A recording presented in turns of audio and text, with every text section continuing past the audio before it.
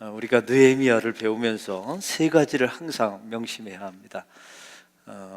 사실은 제가 10년 동안 이제 담임 목사를 하면서 느헤미야 3장까지밖에 못 왔어요. 그러니까 앞으로 13년 하면 말라기까지 끝날 가능성이 있어요. 못 끝날 가능성도 약간 있고요. 왜냐하면 제가 휴가 가는 기간이 또 있고 또 안식년이 있어서 그러면 참 여러분 참 기가 막히죠. 담임 목사 한 분 보시고 구약 한 번을 못 되는 거예요. 그래서 저하고 좀 잘 따라오시면 맛보기라도 하고 또 하나님의 말씀을 잘 습득하게 공부하게 될 줄로 믿습니다. 에스라와 느헤미야는 쌍둥이 하나의 책이라고 말씀드렸죠. 이어지는 사건입니다. 여러분, 에스라가 2차 포로 기환을 해서 종교 개혁을 일으키게 되었죠. 느헤미야는 3차 포로 기환을 해서 성벽 재건을 하게 됩니다. 항상 그런 것만 외우시면 돼요. 1차 때는 누가 주도했다고요? 스룹바벨, 예수와 세스바살 이런 사람들이 1차에 와서 또 성벽 재건을 하다가 중단되죠. 여러분, 느헤미야를 통해서 우리가 세 가지를 항상 항상 성경 공부할 때는 타켓이 있어야 돼요. 첫 번째는 나에게 무너진 성벽은 무엇인가? 한번 따라해 봅시다. 나에게 무너진 성벽은 무엇인가? 꼭 있어요. 여러분, 우리 교회도 무너진 성벽이 있습니다. 많아요. 수축해야 될 곳이 얼마나 많은데요. 멀쩡해 보이지만 그렇지 않아요. 이게 뭐 건물적인 요소가 아니라 사람의, 중직자의, 또 리더십의, 교회 안에 수많은 무너진 성벽들이 있어요. 그것을 어떻게 하면 다시 나에게 재건할 것인가? 이런 관점으로 나에게 무너진 성벽은 무엇인가? 그리고 두 번째는 나에게 주신 소명과 비전은 무엇인가? 그 다음에 세 번째는 나에게 주신 소명과 비전을 어떤 방식으로, 어떤 전략으로 해낼 것인가? 이런 리더십에 대한 고민을 좀 해내셔야 합니다. 어떤 분은 그러더라고요. 자기가 시댁에 시집을 갔는데 아무도 예수를 안 믿더라 해요. 당신의 소명이 뭐냐고 그랬더니 이 집안을 예수 믿게 하는 거라고요. 물어봤어요. 어떻게 해요? 했더니 대답을 못해요. 이런 사람을 몽상가라고 말합니다. 어떻게 해요? 라고 말하면 방법을 제시하셔야죠. 그 집안을 구원하려고 엄청난 뜻을 가지고 들어갔는데 어떻게 해요? 라고 물으면 대답 전략을 얘기해야 되잖아요. 우리 시어머니에게 뭘 잘하고 뭘 잘해서 그들의 마음을 감동시켜서 제가 그때 복음을 넣겠습니다. 이런 전략들이 있어야 된다는 거예요. 그렇지 않으면 여러분은 그냥 몽상가가 될 수밖에 없다는 겁니다. 여러분, 느헤미야의 성벽 재건은 쉬운 일이 아니었어요. 왜냐하면 12년 동안 재건할 수밖에 없는 방대한 일이었습니다. 막대한 재정이 들어갔죠. 또 반대자들이 등장하게 되죠. 그리고 이미 한번 성벽 재건을 하다가 실패한 상처와 경험도 있어요. 또 동역자들이 적었습니다. 차짓하면 반역으로 몰릴 수밖에 없는 상황이었어요. 또 한 가지는 이것은 엄청난 모험이었습니다. 모험. 여러분, 이때 느헤미야의 몇 가지 중요한 리더십이 지난 2장에 나와 있었죠. 느헤미야는 항상 중요한 시점마다 기도했어요. 영성의 사람이었죠. 근데 중요한 것은 기도로 끝나지 않고 항상 지혜와 전략의 사람이었어요. 한번 따라해 봅시다. 기도와 전략을 가져야 합니다. 여기서 전략이라는 것은 아주 치밀한 계획을 가지고 있어요. 여기 하나님의 지혜가 좀 필요하죠. 여러분, 아닥사스다 왕 앞에 술 맡은 관원장이었죠. 느헤미야가 어느 날 수심이 가득한 모습으로 찾아갔더니 그 아닥사스다 왕이 너에게 무슨 문제가 있느냐. 이때 느헤미야가 이런 왕이여 만세수를 하옵소서 하고 경의를 표현하죠. 그 다음에 뭐라고 표현합니까? 나에게 수심하게 된 이유가 내 열주의 무덤이 회파되어 있다. 아주 인간적으로 접근하죠. 내 예루살렘 성벽이 무너졌습니다 라고 말하면 이건 잘못하면 반역의 소지가 있거든요. 성벽 재건에서 사실은 반역할 가능성이 있었거든요. 근데 내 열조들의 무덤이 회파되어서 그걸 보수하고 싶습니다 라고, 이게 엄청난 지혜였던 것입니다. 이게 느헤미야의 놀라운 영성이었죠. 그런데 이런 일을 할 때마다 반드시 누구를 만나게 된다고요? 반대자들을 만나게 돼요. 에스라만 만나는 게 아니라 모든 하나님의 사역자들은 하나님의 일을 하면 반대자를 만나게 돼 있어요. 오늘 성경에 보니까 지난주에는 산발랏과 도비아라고 하는 사람을 만나게 되죠. 여러분, 이런 반대자를 만나게 되면 꼭 힘든 것만 있을까요? 아니에요. 여러분, 이 반대자를 만나면 한 가지, 몇 가지 장점이, 좋은 점이 있어요. 뭐냐면, 이게 내가 지금 이 일을 하려고 하는 일이 정말 하나님께로부터 나온 것인가를 날마다 또 묻게 돼 있어요. 그래서 다시 기본으로 돌아가는 거예요. 일을 할 때마다. 이게 반대자를 만나면 항상 하나님, 이 일이 정말 하나님이 나에게 맡기신 일이 맞습니까? 이런 질문을 좀 해보게 되죠. 또 한 가지는 반대자들의 여러 가지 말 가운데 대부분은 반대하고자 하는 의견인데 그 안에 옳은 말도 있긴 있어요, 없어요? 있어요. 간혹 가다가 옳은 말이 있어. 그 옳은 말이 있으면 듣고 내 삶을 고치면 되잖아요. 그러면 가장 큰 바보가 누구냐면 그런 반대 아닌 반대자를 만날 때 그냥 주저앉는 사람. 가장 바보예요. 하나님의 일을 하는데 어떻게 주저앉아요? 또 한 가지, 이걸 미루는 사람들이 있어요. 이걸 다음에 편할 때 하자, 쉬울 때 하자. 이건 비겁한 겁니다. 비겁한 거예요. 그래서 우리가 항상 하나님의 뜻이 무엇인가를 한번 찾아보셔야 합니다. 허락을 받고 이제 느헤미야가 예루살렘으로 돌아오게 되죠. 짐승을 타고 야간 시찰을 하게 됩니다. 소수의 사람들을 데리고. 누구를 닮았다고요? 예수 그리스도를 닮았다고. 그래서 성경에 나와 있는 모든 인물들은 예수 그리스도가 어떤 사역을 할 것인지를 보여주세요.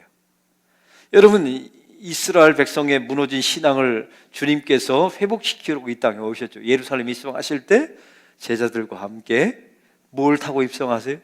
짐승을 타고 입성하시죠. 그렇죠? 사람들이 알아봤어요? 못 알아봤어요. 그게 메시아인지 못 알아보고 종려나무질 꺾고 하고 호산나 호산나 이름만 불렀지 바로 돌변해서 예수님이 십자가에 처형하지 않습니까? 이런 모습들이 성경에 나와 있어요. 그래서 제가 지난 주일에 비전을 가지고 있는 사람, 꿈을 가지고 있는 사람은 4가지 구성 요소가 있어야 된다고 말씀하셨어요. 항상 이것이 무엇이 문제인가? 성경이 회파되었죠. 그 다음에 이것을 어떻게 해결할 것인가? 이건 재건하면 돼요. 그러면 3번째가 이걸 해야 되는 이유가 무엇인가? 수치를 당하지 않기 위해서. 이걸 왜 지금 해야 되는가? 이때를 위해서 느헤미야를 술 맡은 관원장으로 만들어놨으니까요. 이런 4가지 질문을 하셔야 돼요. 오늘 말씀해 보면 이제 3장에 보면 성벽 재건은 이제 구체적으로 들어가게 됩니다. 이때 리더십이, 이게 아까 말씀드렸죠. 리더십은 기전을 이루는 정확한 어떤 행동이나 전략을 의미해요. 그러니까 느헤미야는 마구잡이로 하나님의 일을 하는 사람이 아니었어요. 기도하고 하나님의 뜻을 딱 구하고 아주 전략적으로 세밀하게 조직을 짜고 그걸 실행할 수 있는 능력을 가지고 있는 사람이었어요.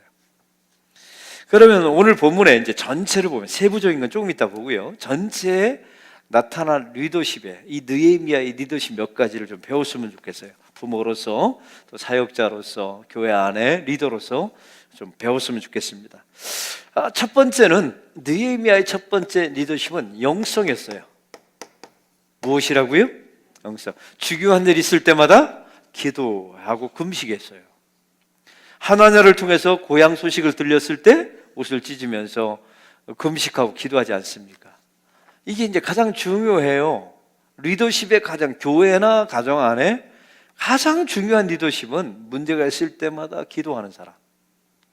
여러분, 기도는 아무나 하는 게 아닙니다. 이 문제를 누가 풀어주신다? 하나님이 풀어주시고 이 문제의 키는 하나님이 들고 계시다라고 고백하는 사람만 기도해요. 그리고 사실은 이 영성을 통해서 진짜 지혜가 나와요. 여러분, 저는요 참 보면 우리 교회에 신기한 게 있어요. 대학도 안 나오고 고등학교도 안 나가고 중학교도 안 나왔는데 예수를 잘 믿는 권사님인데 지혜가 있어요. 사람을 다루는 기술을 알고 사람을 감동시키는 법도 알고요, 삶을 살아가는 지혜도 있고, 너무나 놀라운 것은 자녀들에게 존경받아요. 그 원인이 뭘까 봤더니 저는 성품인 줄 알았는데 그게 아니에요. 예수 믿고 바뀌었답니다. 이게 영성의 사람이 되어서 영성의 사람에게는 하나님께서 지혜를 주시죠. 또 뭘 주세요? 인내를 주세요. 또 기술도 주시고 어떤 때는 노력할 수 있는 근성도 하나님께서 허락하십니다. 바로 이게 이제 첫 번째 리더십이었어요. 두 번째는 잘 들어보세요. 지금 이스라엘 백성들이 1차 포로 귀환에서 성벽 재건을 하다가 실패했잖아요. 그러면 뭐가 있습니까? 이들 안에 트라우마가 있어요. 해봤는데 우리는 안 됐다. 많은 그 사마리아 사람들의 방해를 통해서 성벽이 중단되었거든요. 이게 이제 중요한 겁니다. 트라우마. 이게 트라우마라고 그러죠. 패배의식. 우리는 해봐도 안 된다. 여러분, 이게 일반 사람들이 다 있어요. 나는 해봐도 안 됐다. 이런 트라우마, 상처, 과거에 대한 아픔들이 있잖아요. 근데 지도자의 중요한 리더십은 뭐냐면 이런 사람들에게 선한 동기부여를 해서 다시 열정의 사람으로 바꾸내는 것. 이게 쉬워요, 어려워요? 해보셨어요, 여러분? 해보세요. 이게 진짜 쉽지 않습니다. 가장 이 트라우마가 많은 사람들이 쓰는 용어가 뭐예요? 우리 다 해봤어. 그때 해봤는데 안 되는 걸 해봤자 소용없어. 이런 사람들은 이미 패배자예요. 그런데 교회나 가정 안에 이런 트라우마를 가지고 있는 사람들이 너무 많아요. 장사하는 사람도, 사업을 해도, 신앙생활도 그래요. 내가 다 예전에 왕년에 새벽기도 해봤어. 그때하고 지금이 다른데요. 사람이 바뀌었고, 목사도 바뀌었고, 시대도 바뀌었고, 나의 존재도 바뀌었는데요. 이런 사람과 교회 공동체를 향해서 동기부여해서, 이게 선한 동기부여해서. 왜요? 이유가 있어요. 여러분, 교회라는 곳은 사람을 돈으로 압박할 수 있습니까? 권력으로 압박할 수 있나요? 제가 여러분 권력으로 압박하면 통하겠어요? 안 통하겠어요? 뭐 그게 권력도 아니고 안 통해요. 교회라는 곳은 참 묘해. 선한 동기를 가지고 그 사람들을 독려하고 그 사람들에게 열정을 불러일으키는 것, 이게 얼마나 어려운지 몰라요. 느헤미야는 바로 이런 리더십을 가지고 있었어요. 여러분, 교회라는 곳은, 우리 청년들이 지금 2층에 많이 앉아 있는데 어떤 청년이 그러더라고요. 목사님, 다른 애들은 학원에서 공부하고 취업 준비하는데 저는 수요일 날 와서 예배 드리는 것이 시간 낭비 아닙니까? 청년부에서 일하는 게 시간 낭비 아닙니까? 그러더라고요. 그래서 제가 아니다. 몇 가지 이유 가운데 하나를 제가 들었는데, 교회 안에서 사람을 움직이고 일하는 법을 배우는 사람은 세상 어디에서도 살아남는다. 왜냐하면 여러분, 교회에서 자기가 순장이 되고 회장이 되어서 대학부나 청년부를 인도할 때 힘으로 움직여질 수 있나요? 돈을 주어서 움직이나요? 직급으로 움직일 수 있나요? 없어요. 오직 한 가지, 어떻게 움직일 수 있어요? 그들을? 선한 동기, 이게 하나님의 뜻이다, 선한 의미가 있다, 이렇게 선한 동기를 가지고 열정을 불리켜서 조직을 끌어가 본 사람은 세상 어디서도 승리해요. 여러분, 세상은 여기다가 뭘 더합니까? 직급이 있고 월급이 있어요. 이걸 가지고 쪼이면 얼마나 좋은 리더들이 되는지 몰라요. 근데 이게 중요해요. 이 트라우마를 가지고 있는 사람, 교회, 공동체 많습니다. 그러니까 잘하는 사람을 동기부여해서 열정의 사람으로 만드는 건 쉬워요. 근데 성벽 재건의 1차 때 실패했던 사람들, 그게 승냥이의 놀이터가 돼버린 그곳을 다시 재건하는 것은 쉽지가 않았어요. 여러분, 그래서 냉담한 사람, 이런 트라우마나 냉담한 사람을 동기부여하는 두 가지 방법이 있습니다. 첫째는 리더들이 아주 뛰어난 상상력을 발휘해서 목표를 정해야 돼요. 목표. 뛰어난 그 누구도 상상하지 못했던 상상력을 가지고 목표를 설정해야 돼요. 이게 리더입니다. 여러분, 교회 장로님이 아무나 되는 게 아니에요. 이 교회 오래 다녔다고 해서 그래서 장로가 되고 권사가 되고 안수집사가 되는 게 아니라, 우리가 그 누구도 상상해내지 못하는 어떤 목표, 상상이 가지고 있는 비전을 가지고 있는 사람이 지도자인 거예요. 여러분, 얼마 전에 제가 우리 공동체에서 그런 말씀을 했어요. 우리 권사님 한 분이 요양원에 계신데, 내가 예수 믿지 않는 사람과 함께 임종을 맞이하는 게 너무 힘듭니다. 목사님, 이 잡것들과 함께 죽는 게 너무 고통스러우니까 제발 예수 믿는 사람끼리 죽도록 해주세요. 그래서 제가 상상했죠. 하나님, 이거 어떻게 했으면 좋겠습니까? 그래서 요양원을 짓겠다. 제가 이런 말을 한번 해봤어요. 여러분에게 했어요. 여러분, 제가 입 밖으로 꺼내기까지는 얼마나 고민하고 생각해보고 또 이게 될 것인가 전략도 짜보고, 여러분 한번 생각해 보세요. 우리 안락교회가 요양원을 지을 생각을 단 한 명이라도 해본 적 있으세요? 여러분, 우리 이 거대한 두드림 센터를 여러분이 질 것이라고 우리 당대에 한 번도 생각해 본 적이 있나요? 참 놀라운 것은 하나님의 사역자들을 통해서 이런 꿈과 목표를 주세요. 그 누구도 상상하지 않았던 비전을 갖게 하세요. 그런데 놀라운 거는요, 제가 어제 우리 교회 집사님이신데 식사를 같이 했어요. 근데 그분이 누구냐면 부산에서 가장 큰 요양원 4곳을 운영하는 분의 여동생이에요. 근데 이분이 뭐라고 하는 줄 아세요? 지금 세무조사를 맞아가지고 너무너무 힘들다는 거예요. 내부고발자를 만나고 세무조사 만나라고 너무너무 힘든데 저에게 하는 말이 뭐예요? 목사님, 제가 교인들을 통해서 전해 들었는데 목사님이 요양원을 한다고 하는데 절대 하지 마세요. 국가가 돈을 공짜로 주는 게 아닙니다. 깊이 관여하고 꼬치꼬치하고 잘못하면 세금 때리고 목사님 감옥 갈 수도 있고요. 목사님 그 법관 앞에 서서 구차한 얘기할 수도 있습니다. 하지 마세요. 그러더라고요. 제가 이야기를 듣고 약간 침체됐다가 집에 돌아와서 또 생각해요. 그런 방해물을 생각 안 하고 어떻게 해요, 이런 걸. 그 다음에 두 번째가 아까 말씀드렸죠. 아주 구체적인 방법을 짜야 돼, 이제. 돈은 얼마 들며, 국가의 도움은 어디까지 받을 것이며, 누구를 동원할 것이며, 두드림 센터 지을 때도 마찬가지예요. 아주 세밀한 방법을 통해서 이 일을 하죠. 그래서 오늘 느헤미야는 2가지 방식을, 조직 편성을 해요. 조직. 이것을 할 때 조직계 편성하죠. 사람을 편성합니다. 그리고 두 번째는 실행 계획을 합니다. 실행 계획을 하죠. 조직. 왜냐하면 이 일을 이뤄내기에는 사람의 팀이 필요한 거예요.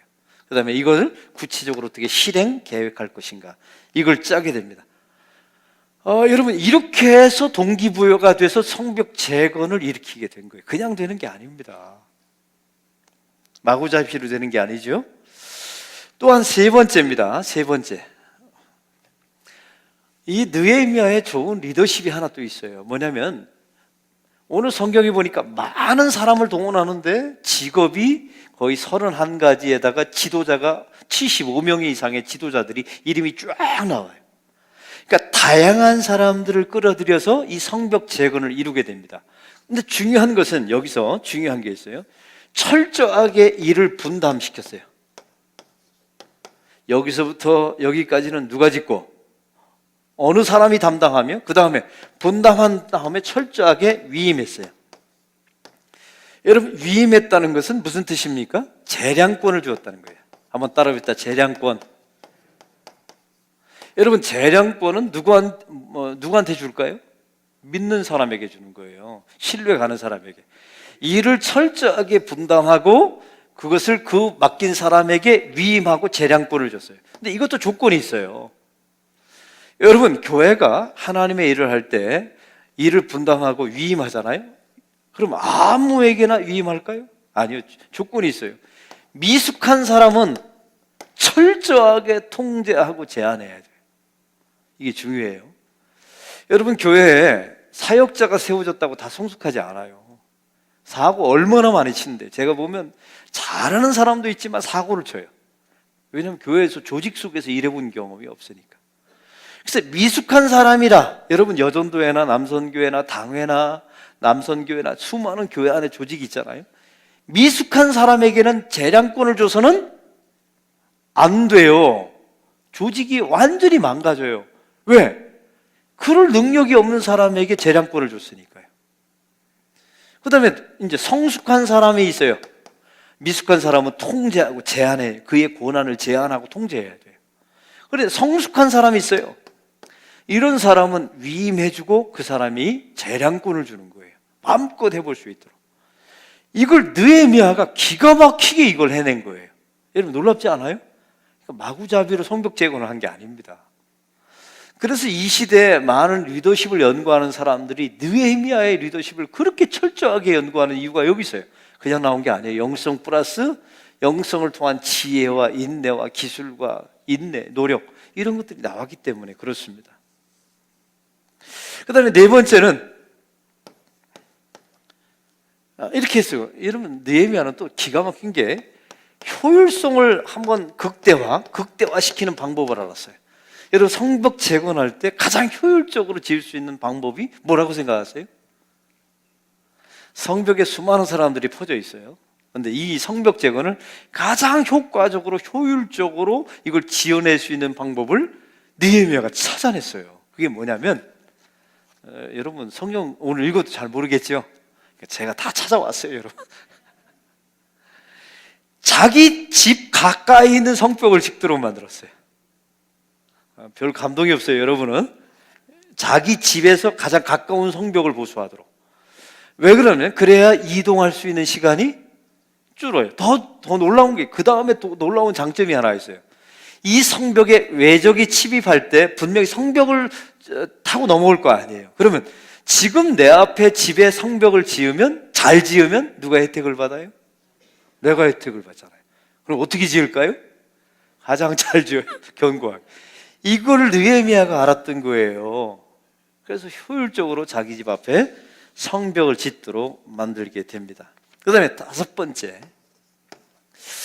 여러분, 느헤미야는 아주 또 영성의 사람인데 이 영적인 이 문제, 이 성벽 재건의 핵심을 알았던 사람이에요. 1절의 말씀을 우리 다 함께 읽겠습니다. 1절입니다. 시작.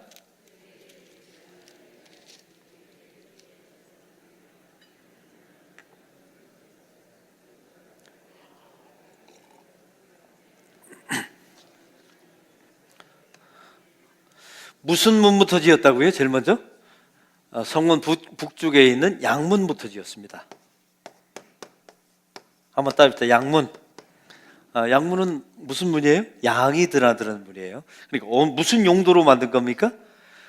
하나님 앞에 제사 지낼 때 드나드는 제물이 드나드는 거예요. 근데 양문을 누가 짓도록 했어요? 대제사장과 제사장들이. 그러니까 대제사장과 제사장들은 우리는 성직이니까 가만히 있어야 된다 이러지 않았어요.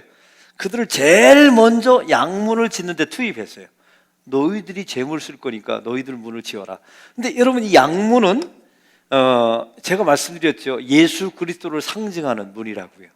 그렇죠? 그리고 이것은 예배를 상징하는 거예요. 예배. 여러분, 여기서 중요한 게 있어요. 이 모든 성벽 재건의 가장 중심, 가장 뿌리 안에는 예배의 회복이 담겨져 있었던 거예요.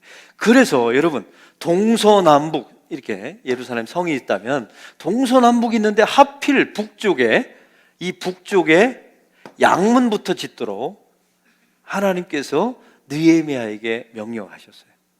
왜냐하면 이 모든 문제의 근본과 키는 뭐가 지고 있다? 하나님 앞에 드리는 제사와 예배에 있다는 거예요. 여러분, 그래서 이걸 보면요, 이 느헤미야가 하나님의 지혜를 받아서 이런 걸 꿰뚫어 보는 거예요. 여러분, 우리에게 여러 가지 문제가 있어요. 삶에 가정의 문제도 있고 자녀의 문제도 있고. 근데 여러분, 이 모든 문제의 원인이 뭐라고 생각하세요? 저는요, 교회에서 어떤 문제를 일으키거나 세상에서 사고 치는 사람들, 또 보면 개인적으로 가정이 이렇게 회파되는 가정들을 보면 놀라운 공통점이 하나 있어요. 예배가 무너진 사람들이에요. 이거는 단 한 번도 예배가 없었어요. 하나님과 깊이 있는 만남, 말씀이 들리고 그 말씀을 사랑하고 그 말씀 속에 있는 예수님을 사랑하고, 이런 예배가 회복된 사람들은요, 자기 인생에 무너진 성벽들이 하나하나 회복돼요. 참 놀랍습니다. 그러니까 여러분, 이걸 다 보수하려고 생각하지 말고 힘들면 뭐부터 보수하면 돼요? 양문부터. 여러분, 교회 안에도요, 예수 오래 믿었다고 직분이 이런 거 자랑하지 마세요. 가장 중요한 거는 예배가 회복되지 않는 중직자는 교회에 엄청난 상처를 가합니다. 여러분, 예배가 바로 서지 않는 목사는 이 우리 교회 1700여 명의 모든 영혼을 죽여요. 이건 엄청난 살해자가 되는 겁니다. 위험해요. 그래서 제가 부탁을 드려요. 여러분 인생에 무너진 성벽이 있거들랑 제일 먼저 하나님, 저에게 무엇을 회복시켜달라고요? 예배를 회복시켜달라고 기도하시기 바랍니다. 할렐루야. 여러분, 저도 목회자들, 이렇게 수많은 목회자들을 제가 지금까지 대하고 함께 동역했잖아요. 목회를 잘하는 교육자들의 특징이 있어요. 예배 드리는 자세가 좋아요.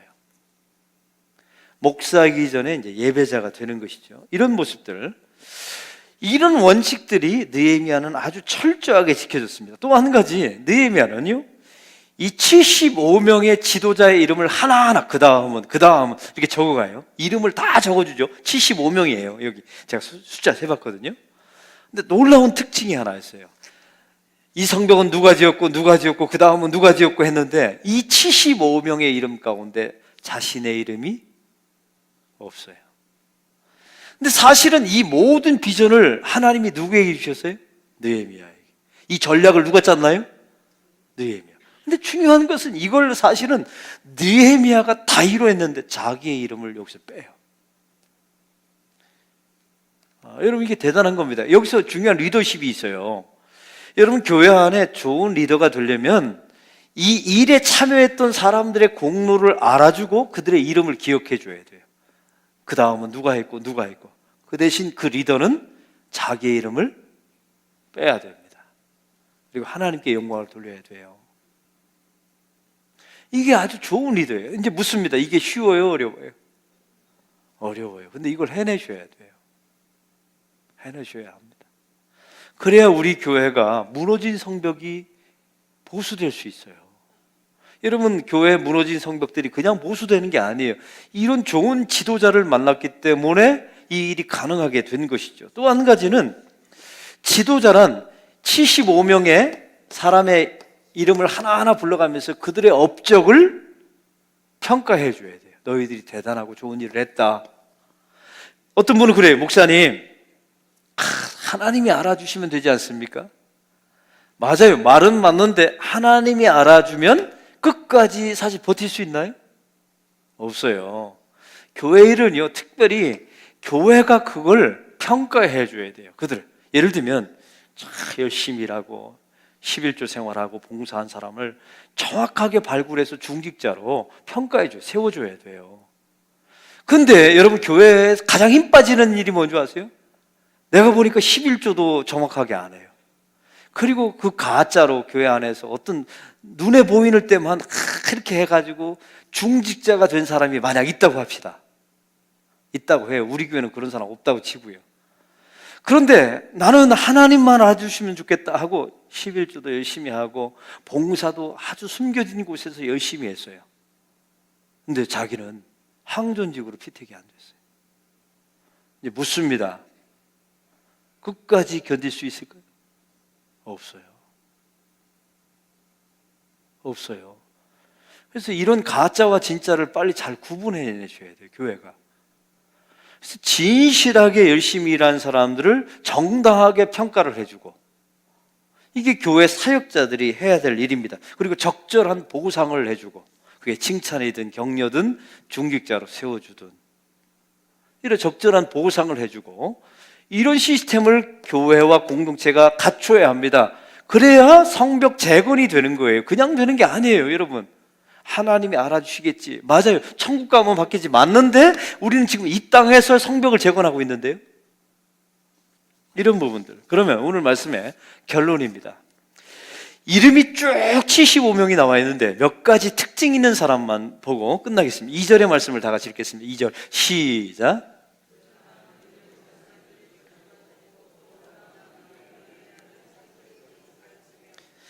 이제 보겠습니다. 여리고 사람들이 나와요. 여리고 사람들이 예루살렘 성벽의 재건에 참여했어요. 근데 여기서 왜 이게 특이하냐면, 여리고 사람들은 예루살렘에서 가장 먼 지역이었어요. 가장 먼 사람들이 와서 예루살렘 성벽을 재건했어요. 그럼 무슨 말이에요? 자기에게 직접적인 이익이 없어도 이 사역에 참여했어요. 여러분, 우리 교회에 이런 분들이 계세요. 여러분, 우리 주드림 센터 지었어요. 저 주드림 센터를 지면 누가 가장 큰 혜택을 볼까요? 자녀가 있는, 그 조그만 자녀가 있는 젊은 부부들이에요. 근데 우리 교회 자녀들은 이미 다 키워서 시집장가 가고 서울로 다 가버리고, 나에게는 자녀가 없어요. 혜택을 볼 수 있는 기회가 없는데도 저 주드림 센터 건축을 위해서 막대한 헌금을 한 분들이 있어요. 이분들이 여리고 사람 같은 분들이에요. 하나님이 그들의 이름을 기억하십니다. 그리고 교회도 이들의 이름을 기억해 줘야 돼요. 할렐루야. 여러분, 하늘에서만 상급을 받는 게 아니라 이 땅에서도 기억해 주는 사람이 필요해요. 그러니까 느헤미야가 이걸 기록해 놨잖아요. 여리고 사람들은 멀리 떨어져 있습니다. 직접적인 혜택을 받는 곳 아닙니다. 왜? 내 성벽이 아니거든요. 그 예루살렘 성벽 바깥에 사는 사람들이었어요. 근데 와서 이 일을 재건해 줘요. 근데 이들의 이름을 느헤미야가 기억해 주고 기록해 주고 하나님이 기억해 주고. 또한 특징이 5절의 말씀을 다 같이 읽겠습니다. 5절 시작.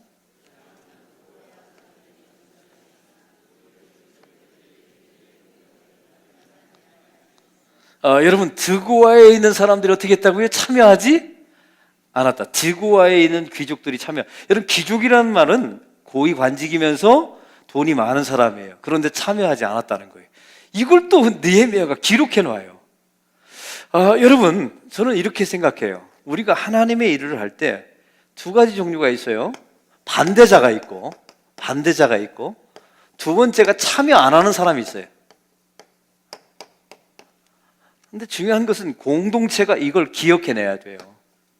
그리고 하나님도 기억하시고, 오늘 성경에 드고아에 있는 귀족들은 참여하지 않았어요. 그럼 두 가지 우리가 태도를 취해야 합니다. 두 가지인데, 첫째는 이런 참여하지 않는 사람을 만나면 교회 일이에요. 하나님의 일이에요.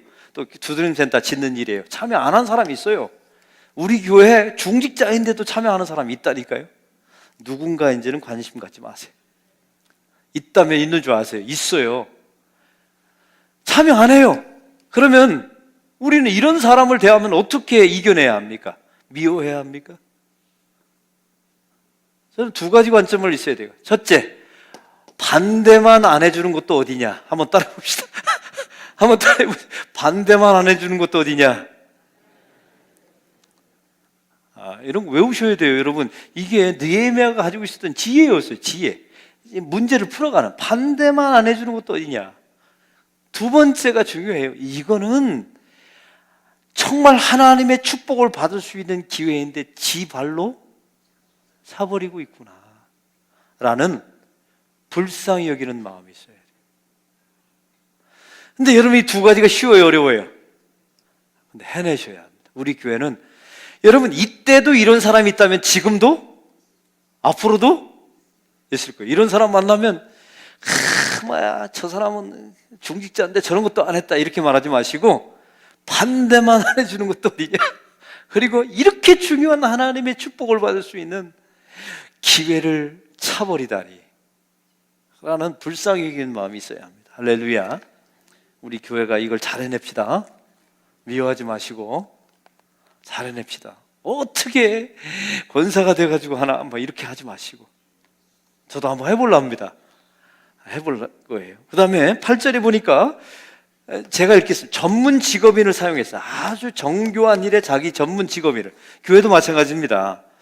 이번에 우리 주님센터를 지을 때 제가 참 도움받았던 게 있어요.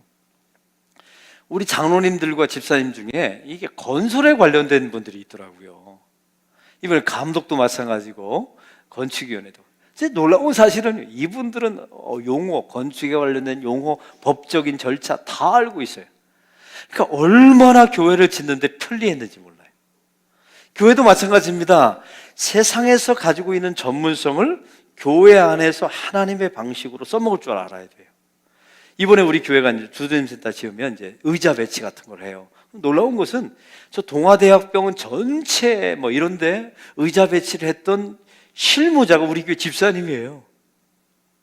그럼 그런 분을 찾아다가 이 공간을 딱 보여주고 이 공간에 가장 어울리는 모양 색깔의 가구를 넣으십시오 하면 잘할까요, 못할까요?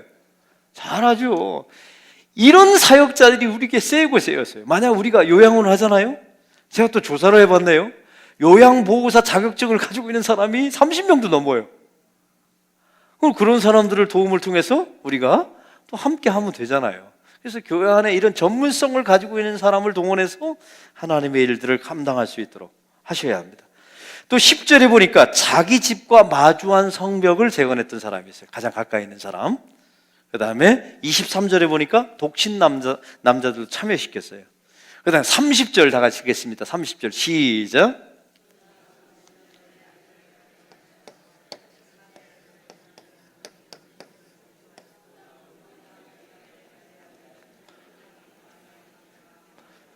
예, 여기까지만. 자기 친방과 마주한 성벽을 재건했던 사람의 이름이 나와 있어요.